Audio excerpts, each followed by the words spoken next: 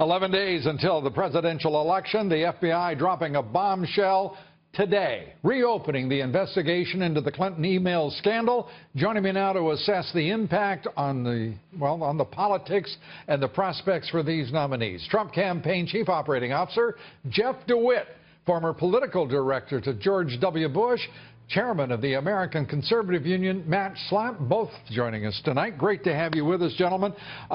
Jeff, let me start with you, Jeff. What is your candidate has been very constrained and reserved, I thought, in the face of what looks ostensibly to be great news for the campaign. Your reaction on the day, the strategy going forward? Well, Lou, first of all, thanks for having me on. And I will tell you, I just left a group of very strong Trump supporters, and they are so energized. The room is electric right now in how they feel about what is happening today. So, you know, it validates everything that Mr. Trump has been saying. Hillary Clinton is honestly not fit to run for office. She has 35,000 emails she deleted after receiving a subpoena. There's 17,448 emails that work-related emails she wouldn't turn over. 5 people pleaded the fifth, one of them 125 times. These are things that don't happen if you're not breaking the law. Thanks to WikiLeaks, we see that she basically ran a pay-for-play scheme at taxpayer expense while she was Secretary of State. I do not understand how she's even allowed to run for office, but now it's up to voters to send her home and not put her in the White House. All right. And Matt, your reaction to this, James Comey reversing himself, what we thought was a settled matter. Donald Trump certainly has not. He has been hitting hard the corruption of the Clinton cartel, as we have described it on this broadcast for some time. What do you make of it? I think the FBI's reputation has taken serious hits. And James Comey has watched this happen. There was a WikiLeaks this week that came out that said that a high-ranking FBI agent, his wife ran for the state senate in Virginia, and the Clintons, in conjunction with Terry McAuliffe, the governor of Virginia, got $500,000 to her campaign. I think James Comey read that leak, and my guess is his head exploded. And he realizes that it's the very foundation of the reputation of the FBI that is at stake. And then I think for him to do this with 11 days left, Lou, I'll tell you one thing that I just know to be true. There was something very serious in the information that they uncovered, else he wouldn't do something that would even risk looking so political. Yeah, and we're talking, when you talk about the FBI, the deputy director, Andrew McCabe, his wife, Dr. Jill McCabe, selected by personally Governor Terry McAuliffe of Virginia to run for the state senate, and moving $500,000 into her campaign coffers, and then later his PAC doing so. This is ugly stuff, but the substance of whatever has been discovered here, Jeff, I know you don't have a lot of insight or knowledge, nor do any one of us, into what the FBI has discovered, but it's going to gnaw at us until we all find that out. What do you judge the impact to be? I understand you've got to be careful here and not in any way get too carried away, but give us your best sense of what the impact is on your strategy going forward. You know, Lou, here's the amazing thing. The emails that have come out so far have been horrifying. It's the only word you can use, horrifying, in the insights that we have into Hillary land, as she calls the world she lives in. And yet, none of those emails, the WikiLeaks emails, were bad enough for the FBI to reopen the investigation.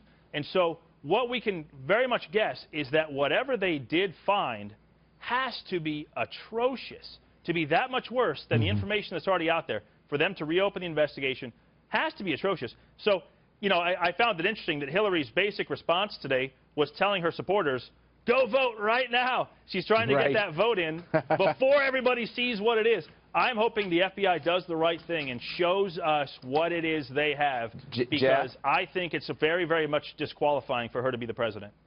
Matt? Jeff, the one thing I would just want to introduce here is that once an investigation is opened up, no matter how narrow they say it is at the beginning, it always spreads, and they have to follow the information. If they're going to investigate certain emails, it's going to lead to the other emails. And so this just gets Hillary Clinton right back into the same problem that she had. Why did she create that homebrew server? Because she was doing all kinds of crazy wheeling and dealing with the foundation to get themselves rich, and now they're in trouble all over again.